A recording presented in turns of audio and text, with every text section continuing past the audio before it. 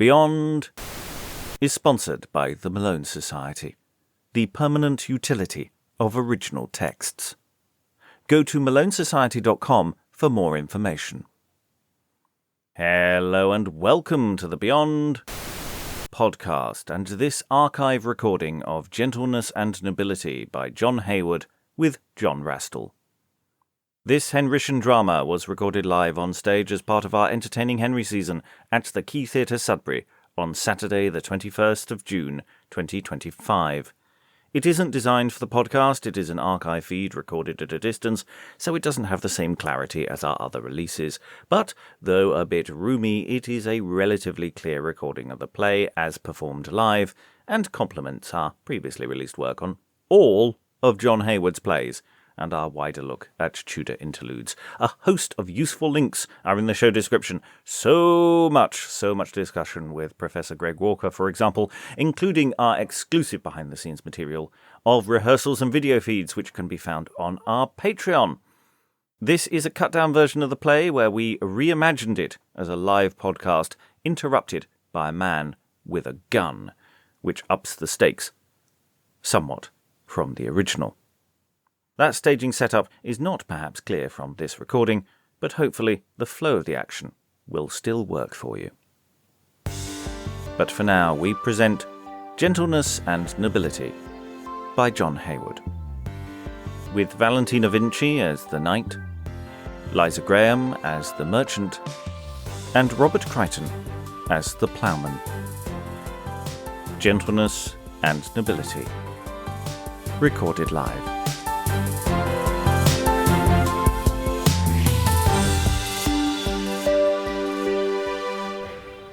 What a great wealth and prosperity it is to any realm where merchants be, having free liberty and intercourse also. All merchandise to convey to and fro, which thing I have used at the very feet found, and thereby got many 1,000 pound. Wherefore now, because of my great riches throughout this land and every place, doubtless I am magnified and highly regarded, and for a wise and noble man esteemed. Master merchant, I hear you right well, but now in presumption methink ye excel to call yourself noble in presence here. I wish men knew what your ancestors were, and of what great stock descended ye be. Your father was but a blacksmith, purdy. Why, sir, what then? What be you, I pray you? Murray, I am a gentleman, would you know, and made to spend yearly 500 mark lend. And I am sure all that ye have in hand of yearly rent is not worth 5 marks. But I would thou knewest it for all thy carks. I am able to buy now all the land that thou hast, and pay for it out of hand, which I have got by mine own labour and wit, and that which thou hast thine ancestors left it. Yet art thou but a churl, and I have scorned thou shouldest compare with me, a gentleman born. Why, what callest thou a gentleman? Tell me. I call them gentlemen that be born to great lands by inheritance, as mine ancestors by continuance have had these 500 year, of whom now I am descended and come lineally, but in the same name and arms also that they did bear these 500 year ago. Mine ancestors also have ever been lords, knights, and in great authority, captains in the war, and governors, and also in time of peace, great rulers. And thine were never but artificers, as smiths, or masons, or carpenters, or weavers. All that is truth, I will not deny now, yet am I more gentleman than thou. For I call him a gentleman that gently doth give unto other men lovingly such thing as he hath of his own proper. But he that taketh aught away from another and doth give him nothing again therefore ought to be called a churl evermore. Mine ancestors have given alway to thine ancestors such thing as they by their labors did truly get and win. What? For mine ancestors builded houses wherein thine ancestors have had their dwelling place. Also, mine ancestors have made tools to all men of crafty men belonging, whereby clothes, and every other thing whereof thine ancestors need have had, with the same tools have ever been made. So mine ancestors have given their labors ever to comfort and help thine ancestors. I deny that ever the ancestors of thine did ever give to the ancestors of mine at any time anything, except that they gave somewhat therefor either ware or money. Mary, God of mercy, John, for that now, that is even a pig of our own sow. How can lords and estates have aught in store except the artificers do get it before? For all metals must be by miners first digged and after wrought by the artificers. Wool, fell, and every other thing that is necessary to man's covering, and all other things that men use and wear is always made by the artificer. Well, I grant that the artificers do make it, but because commonly they have little wit, gentlemen that have lands and dominion of all such riches have most possession. For reason will ever choose to be wise men to have fools in captivity. What? Oh, Mary, as for wit and subtle invention, mine ancestors with thine may make comparison. For though my father were a smith, what then? Yet was he a marvelous quick-witted man, and could work as well for his part as any in this land using that art, and devise new fashions in things that he made, that every man to buy his ware was glad. My grandfather also was a mason of great wit as any in this region, and could build a castle and tower right well, in which some of thy kinsmen now do dwell. My great-grandfather, lo, was a weaver of woolen yarn and other gear, and all such subtle things as I have rehearsed, lo, mine ancestors by their wits could work and do. And as for thine ancestors, I know no thing they could do by their wits worth praising, but use, occupy, and waste evermore such things as mine ancestors made before. Thine ancestors may never compare with mine, for their acts prove them wiser than thine, for thine did never nothing in their days concerning quick wit that was worthy praise. Oh, yes, I was. Lewd Javel, I would thou knowest it. Javel. Mine ancestors have had more wisdom and wit than thine have had, and could do also many things that thine could never do. For in the country, accessions and size, they have been elect to be justice. And for their wit and great discretion, they have judged and done correction upon thine ancestors, artificers that have made false wares and been deceivers, and helped for to maintain everything that is to the commonwealth pertaining. They have also been in time of war, both in this land and other countries far, dukes and leaders of the whole army, and by their wits and warlike policy, study, forecast, and diligent travel have won many a great field and battle. And thine ancestors that were there were never able to bear shield nor spear, and were never but soldiers and pioneers, but because mine ancestors have ever been discreet and wise, they have had authority. Nay, thine ancestors came never all to authority for wisdom principle, that for some were wise, but some of them again had small discretion, little wit or brain. But because of the long continuance of their great possessions, by inheritance, by the foolish manner of the world we see, for that cause they have ever had authority. And I say that good reason agreeth to it. For though the father have no great wit, the son that is wise should never the more lose his land or authority therefore. For he that by study, diligence, and pain great lands or possessions doth attain, his own life is too short and too light for to take the fruit of his merit. Reason would therefore that after his life his heirs before strangers have prerogative use, and the continuance of such possessions maketh noble men and gentle conditions, and they whose blood hath long continued as gentlemen, so they should be honoured. And so mine ancestors long time have been great possessioners and in authority. Therefore, considering my great lineage, my blood, my noble birth and parentage, thou art not able to compare with me, neither in gentleness nor in nobility. I hear his bibble babble, clear clatter. I never heard so foolish a matter by God's body to speak the truth. I'm better than either of you both. Avon, conquered child, from whence camest thou? Marry, foolish peevish, or even from my plough. How sayest, wouldst thou anything there withal? Yeah, marry, thou lewd villain and rude rascal. It is for the fool ill beseeming to perturb any gentleman's talking. Gentlemen, ye gentleman Jack Herring, put your shooting in your bosom for wearing. I account myself by God's body, better than you both, and more worthy. Avon, Nick! That shall I prove I ain't gone about, never in better time. How about thee now?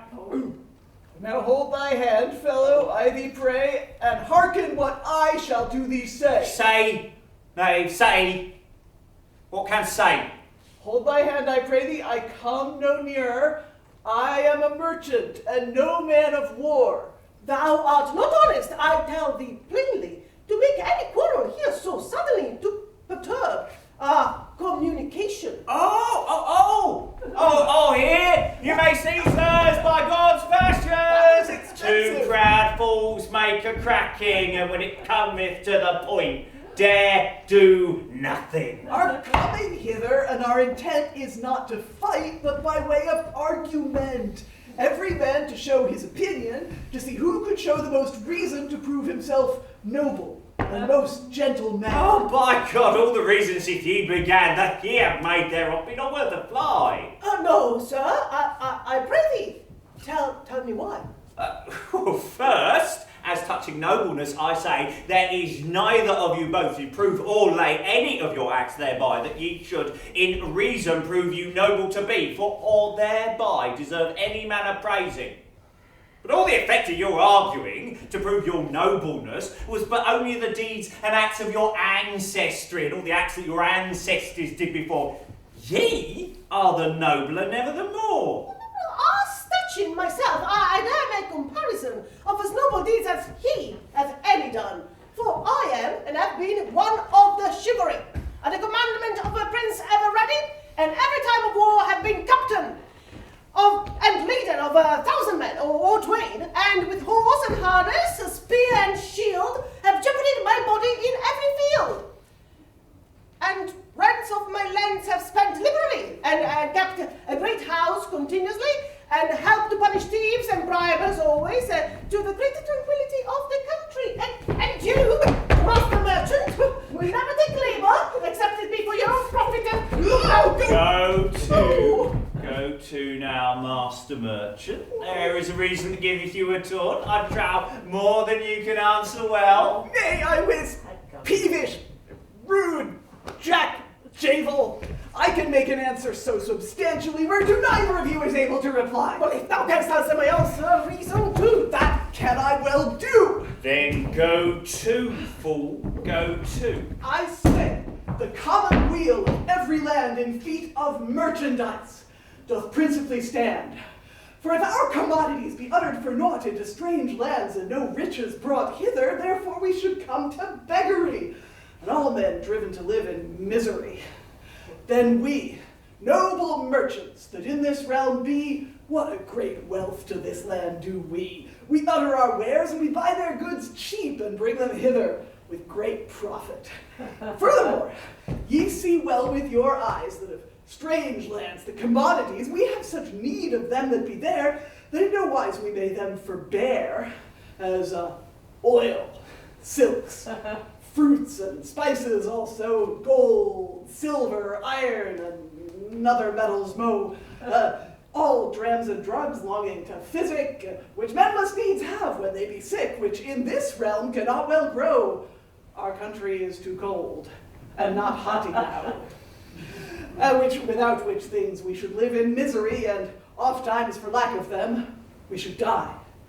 And I spend my study and labor continually, and cause such things to come hither daily, for the comfort of this land and commonwealth, and to all the people great profit and health. And for such noble deeds reason will then that I ought to be called a noble man. And neither of you both that here now be in nobleness may compare with me. Now, well hit by God's body. Well hit of one that had but little wit. Answer me one word first, I pray thee. what is the noblest thing that can be? What sayest thou thereto thyself? Yeah. Let's see. Well, is not that the noblest thing, that of all other thing hath least need? As God, which reigneth eternal in bliss, is not he the noblest thing that is? Yes, marry, no man in reason can that deny. Well, there is no reason therefore why, but because he is the thing omnipotent, and is in himself so sufficient, and needeth the help of no other thing, to the help of his glorious being, but every other thing hath need of his aid. Oh, Barry, that is very true and very well said. And likewise, that thing that hath most need is the thing that is most wretched. So sufficiency is ever nobleness, and necessity is ever wretchedness. And he that hath more need of that thing for the preservation of his living than his fellow hath, his fellow must needs be, by the same reason, more noble than he. What then? Well, by the same reason it proveth low, ye be but caitiffs, and wretches both toe. By the same reason prove I shall, that I am the noblest man of us all.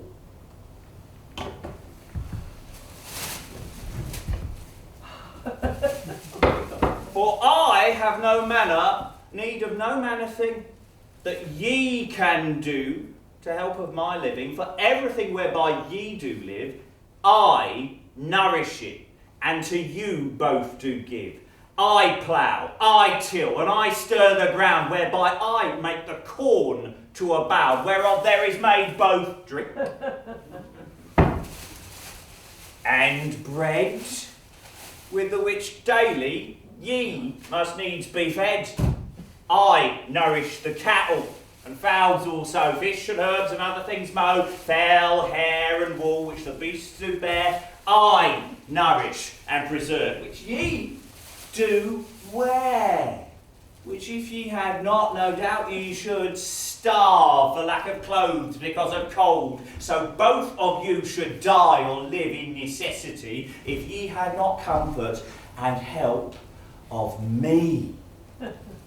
Therefore, Master Merchant, now to you I say, I cannot see but am able and may live without you or your purveyance, for of food and clothes I have sufficience of myself for living necessary. And now, Sir Knight, to you I say plainly, I see not that ye can anything do or may for the commonweal or aught longing thereto. But each man being an authority, having wit, may do it as well as ye. Therefore, to speak now of necessity, there is neither of you both, but ye be in more need than I. Therefore, I say plain, I am more noble than either of you twain. Now, that is a foolish reason, so God me save. For by the same reason thou wouldst have every beast, fish, and other fowl than to be more noble of birth than a man. For man hath more need of bodily covering than they have, for they need nothing. The beasts have their hair, and also a thick skin, the fish, scales or shells to keep their bodies in, the fowls, feathers, and so everything by nature has his proper covering, save man himself, which is born all naked. Therefore, he should be then most wretched. Marry, no man can make a better reason, for that is a short and true conclusion. For if a child, when he is first born, were not holp uncovered, he was soon lorn. He hath no strength to help never tell. Yet beasts have power to help themselves well. So considering man's body indeed, a beast is more noble, man more wretched.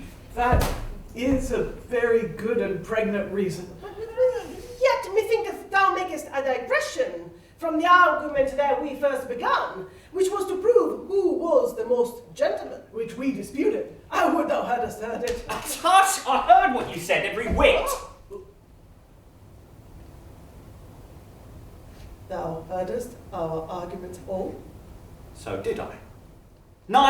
good nor substantial.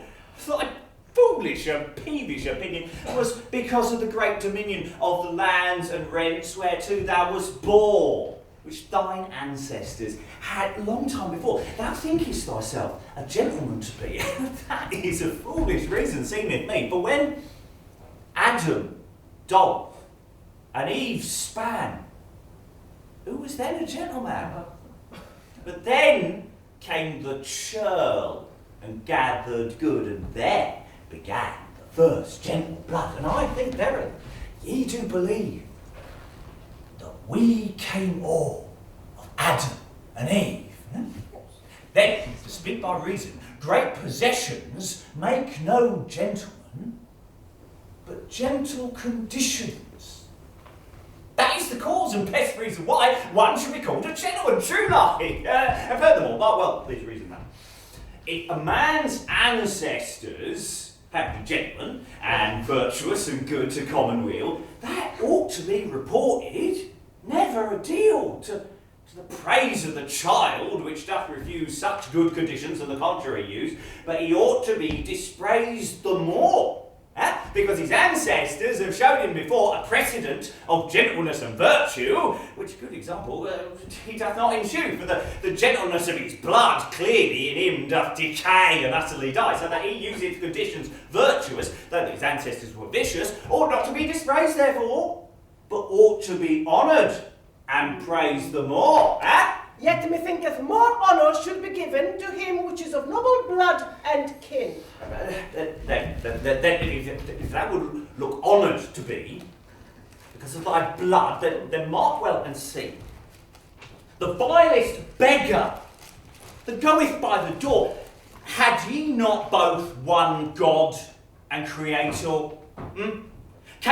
Ye came of one first stock and progeny, both Adam and Eve, you will not deny. The beggar and thou were both doubtless conceived and born in filth and uncleanness. Thy blood and the beggar's of one colour be. Thou art as apt to take sickness as he, if thou be in the body wounded. Thy flesh is as ill as his to be healed. Alas, I've known many ere this so proud of their birth that all their lives would give them to no labour nor learning, which brought them to miserable ending, that in poverty wretchedly did die, or fall into theft and hanged therefore full high. So I say, virtue and good conditions, then, is that which maketh the very gentleman. And though the father may bequeath to his son his riches, his land and his possession, yet he neither give nor bequeath unto him in no wise after his death his virtue, nor his gentle conditions. No, they cannot descend as other possessions. And if thou wilt be a gentleman needs, thou must then use virtue and gentle deeds. Why does our man then praise evermore of the acts of their ancestors done before? Well, one cause thereof is lack of learning. What? Let me say not the reason of the thing. Another is because, there be many that call themselves gentlemen unworthy, which live voluptuously and bestial, and do no good in the world at all, but live in pride, sloth, and unthriftiness. And because they have no manner goodness, nor property, nor virtue in them thereby, any man should think them any praiseworthy. Therefore, they seek for commendation of the acts that their ancestors have done. Then I marvel. Men desire to be called of the blood of them that excelled in worldly honour, as kings and emperors, where some were tyrants, some were conquerors, and few desire to be called of their blood that were called just men, virtuous and good. If I should tell thee the very cause true, it's because they love no such virtue, which virtue and gentle condition should be, longing to the gentleman of property. If gentle condition be the cause, lo, then will I compare with both you two. For I have ever been of gentle manner, and so have mine ancestors that were before. For first of all, when this world began, long after, there were but few people then. Men had sufficient of everything, without great labour for food and clothing. All thing was in common then, doubtless. But afterward, when people did increase, each man to increase his pleasure and volupty, of good and lands desired property, whereof great strife and debate did arise. Then, such as mine ancestors were, that were wise, did study to make laws how the people might be living together in peace and unity, and against enemy always defended. The people that tilled the ground and laboured, the people perceiving then their goodness, their great wit and discretion and gentleness, were content to give them part of the profit coming of their lands, which they did get as corn, cattle, and such thing as they won. But after, when that coin of money began, they changed those revenues and were content to give them in money an annual rent. So for the good and virtuous conditions, they came first to lands and possessions. So possessions began and were first found upon a good and reasonable ground. By God's sweet body thou liest falsely. All possessions began first of tyranny. For when people began first to increase, some gave themselves all to idleness, and would not labour but take by violence that other men gat by labour and diligence. Then they that laboured were fain to give them part of their gettings in peace to live, or else for their lands money a portion. So possessions began by extortion. And when such extortioners had oppressed the labouring people, then they ordained and made laws marvellous, straight and hard, that their heirs might enjoy it afterward. So the law of inheritance was first begun, which is a thing against all good reason that any inheritance in the world should be. That is a shameful opinion, seemeth me. Yeah. For when I have laboured and by great study got and purchased lands truly, it is good reason that I have liberty to give those lands to whom it liketh me, or else to let them descend lineally to my child or cousin of my blood for most nigh. For inheritance must needs be a good thing, because so much good thereof is proceeding. Every man to his blood such love doth bear. Because the land shall descend to his heir, he will build thereon on the land, and the land improve, and make corn and grass increase and grow, and amend the highways that be thereabout, and do many other good deeds, no doubt, for the profit of his heir there shall be, and for the commonwealth of his country, which things surely would never intend if the land should not to his heir descend. For that reason no other thing is meant but a good deed upon an evil intent. When men for love or pride do such good deeds, the devil therefore shall quit them their meeds. Well, whether God or the devil quit them therefore is now to our purpose nevermore. For their minds and intents man cannot tell, but touching inheritance, this I wot well, much good cometh thereof, and daily doth grow. Nay, much ill cometh thereof. I shall prove how. For these men that be of great possessions unto their blood have such affections, if any land like them that lieth nigh them of their poor neighbours, they will destroy them, or by extort means they will them compel the land for half the money worth to sell. And when they take money, they will always ever borrow, and never willing to pay, and when they shall die, you shall see the experience. Few of them have remorse of conscience to make any manner of restitution of any land so wrongfully gotten. Thou hast spoke so against gentlemen. But what sayest thou of merchants then? Many be good. Yeah. And worshipful also. Yeah. Many charitable deeds they do. Yes. Build churches. Yeah. And mend the highways. Definitely. Make almshouses and help many to case. But some be covetous and full falsely get their goods by deceit and usury, and when they have £1,000 in their coffers, they will rather suffer their neighbours to starve for hunger and cold and die.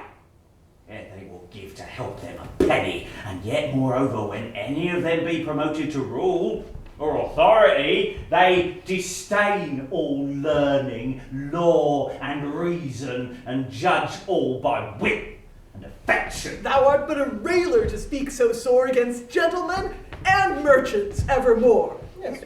Be not ploughmen and others that drive the cart, and such rustical fellows as thou art, false shrews, and live as viciously also as gentlemen of lands and merchants do? Yes, these villain carters, almost each one, have neither conscience nor devotion, for bribe and steal everything they will, if they may secretly come thereuntil. Yet, gentlemen, and the rich merchants that be, use much more vice than iniquity. Why, thinkest all merchants and gentlemen not? Nay, say not so, that is not my thought. Yet I am not so foolish or so mad, for I know that many good, though some be bad, and some of them so proud be of their blood, and use small virtue and do little good, but give all their minds and their study to oppress the poor by tyranny. And some of them think this, for a surety, is the most honour to them that can be, for to be able to do extortion and to maintain it without punction. By Gog's sweet body, thou art a stark knave, nobleman and gentleman so to deprave. What, thou proud whoresome fool? Whom dost thou knave? Identify! Right. What wilt thou wage battle by and by now? That shall I prove straight, I make God avow. Keep the peace, masters, hold your hands for shame.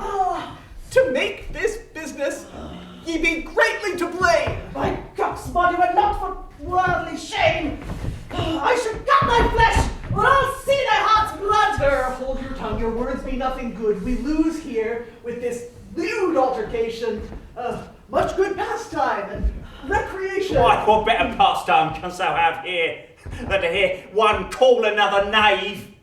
See such a proud fool walked with a whip. But I love it not. Therefore, of fellowship, leave this brabbling, and with good argument, try the matter that is most convenient.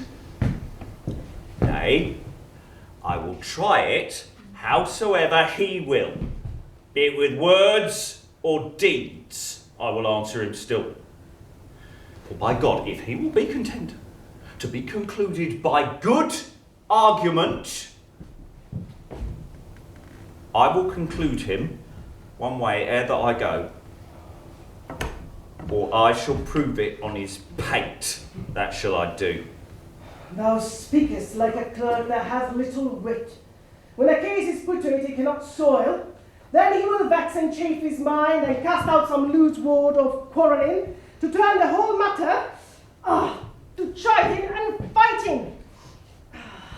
And so dost thou now, like one that were mad. No. I would thou knewest that, thou foolish lad, I am neither mad nor drunken yet. For mine opinion, I have well proved it by substantial reason and argument that inheritance is not convenient, and showed better reasons than thou canst do.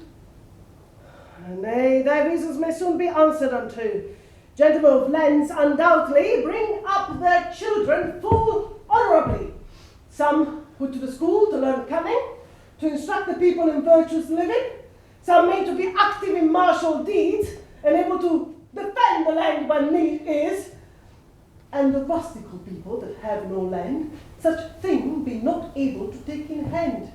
Wherefore, if we should destroy inheritance, we should destroy all good rule and ordinance. But such men as have great rents and lands and low estate, but turn them in their lives, and everything they are on will nourish and save for the great zeal and love that they only have to the commonwealth of their country. And for God's sake, look, these people they be, that be worthy to have possessions.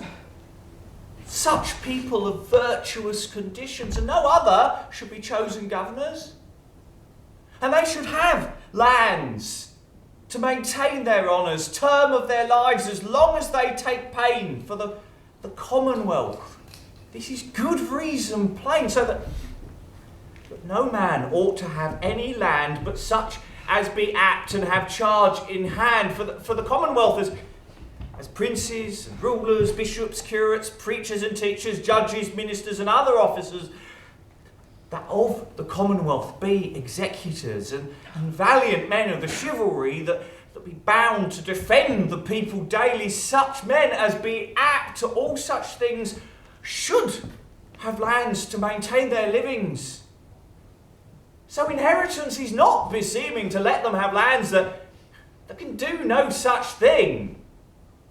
I think it not reasonable neither one man to live by labour of another, for each man is born to labour truly.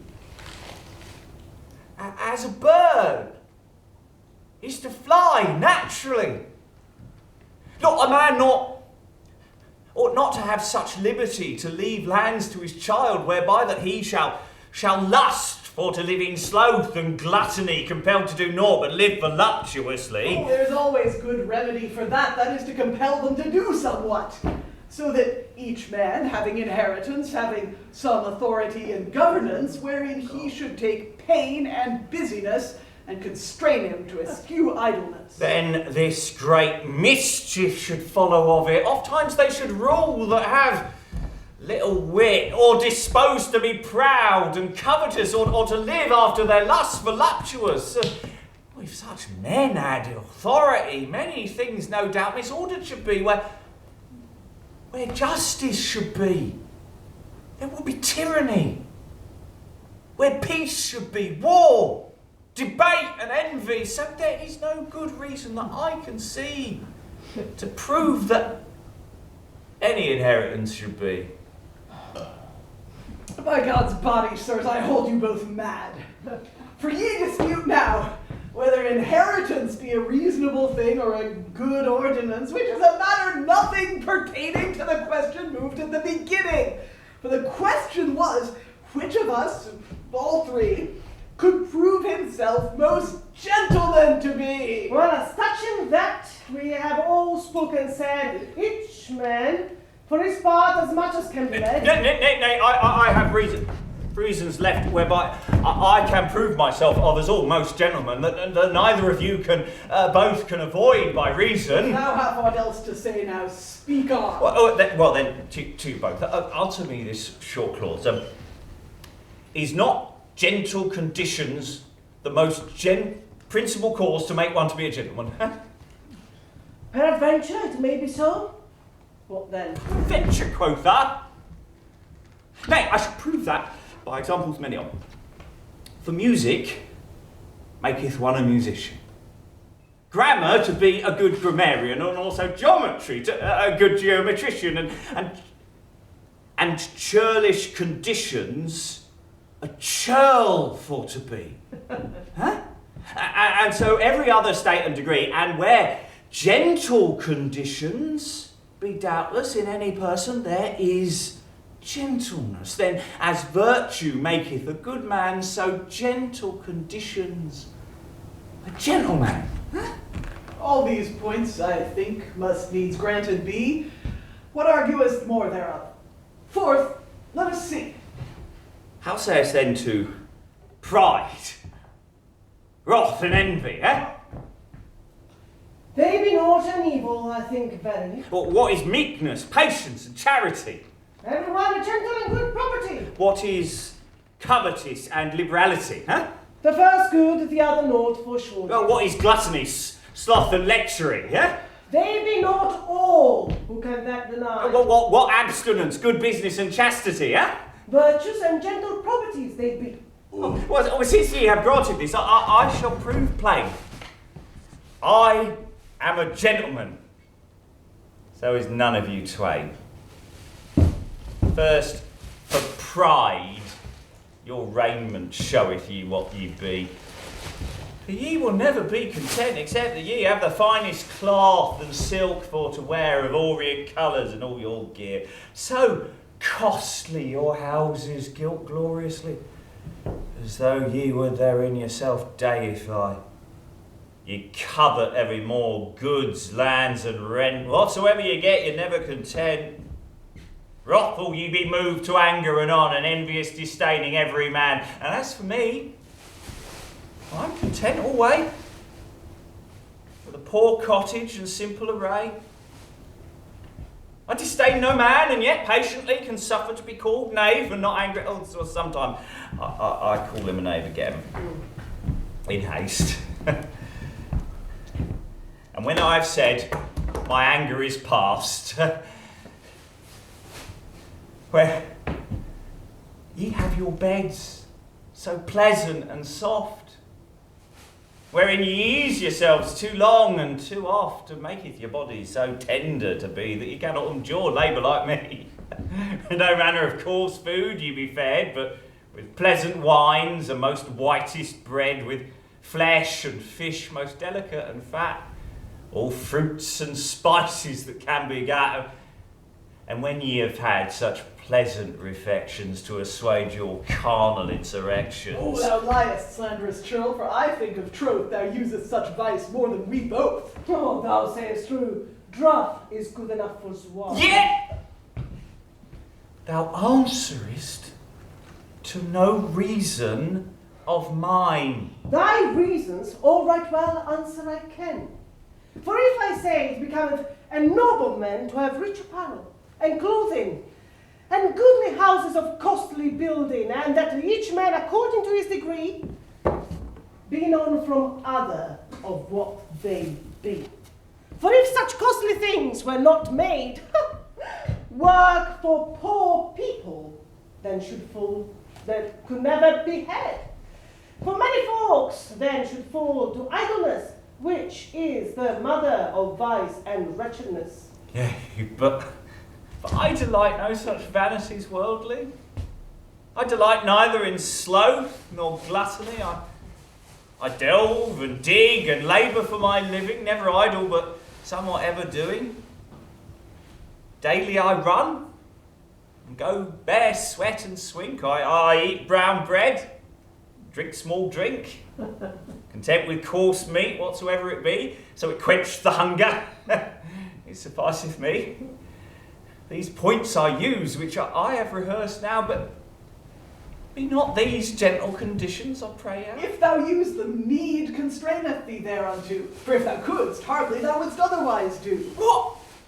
What I would do? Then you cannot tell. It's not to the purpose, but this I wot well, since that I use my life in such good manner, with such gentle conditions, expressed here more than ye both do still continuing.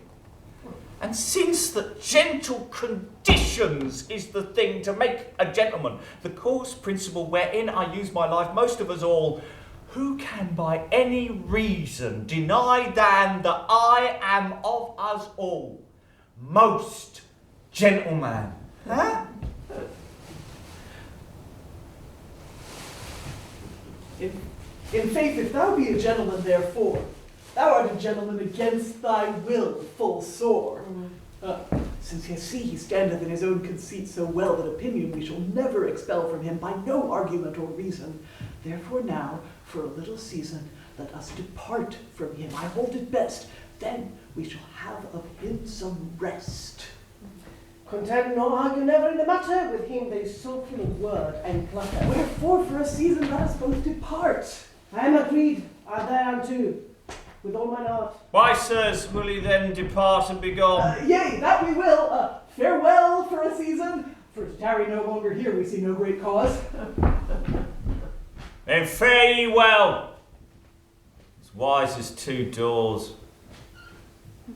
I pray God send you such grace both twain, to be stark cuckolds ere ye come again.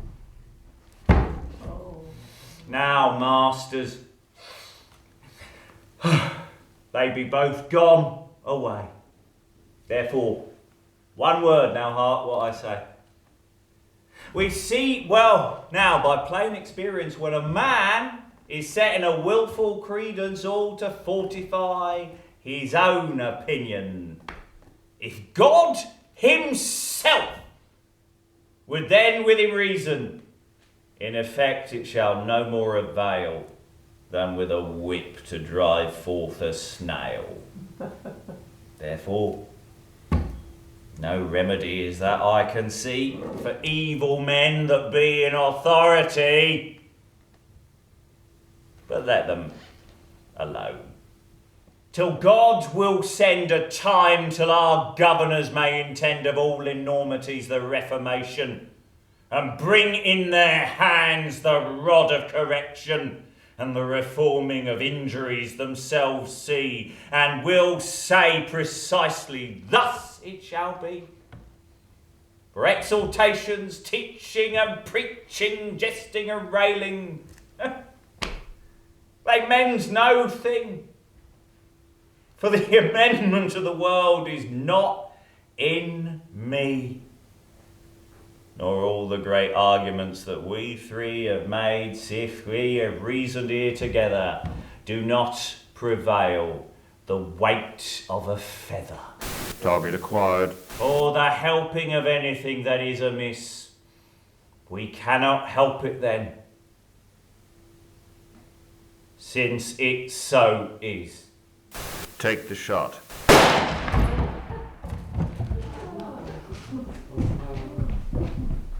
Now, by my troth, I am glad that he is gone. So am I, my sweet St. John. And I heard not a churl this 7 years such cursed reasons as he hath done here. For the maintenance of his opinion, yet he is deceived for all his reasons, and for it is necessary that rulers be to have possessions, to maintain their degree, and those few to drive the multitude, all of the other people, to labor to fall. For if the rulers drove them not thereto, the people would be idle, would nothing do. And the most reason is that governance should come to such rulers by inheritance, rather than to have them chose by election, oft times by dread, meed, and affection, men of evil conscience that great tyrants be. Read old chronicles, the proof you shall see. That reason is so great no man can debar. Nevertheless, that churlish knave, that Carter, after his fond opinion, thinketh thus, himself to be more gentleman than us. Oh.